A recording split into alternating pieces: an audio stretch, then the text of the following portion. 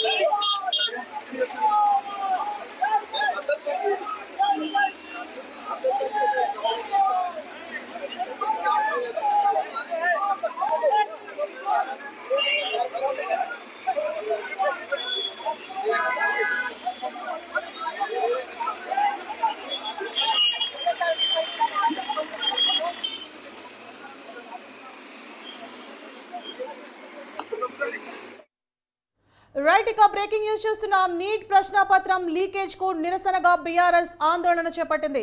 రాజ్ భవన్ ముట్టడికి బీఆర్ఎస్ కార్యకర్తలు పిలుపునిచ్చారు. ఇక నీట్ పరీక్షను రద్దు చేయాలంటూ బీఆర్ఎస్ డిమాండ్ చేస్తోంది.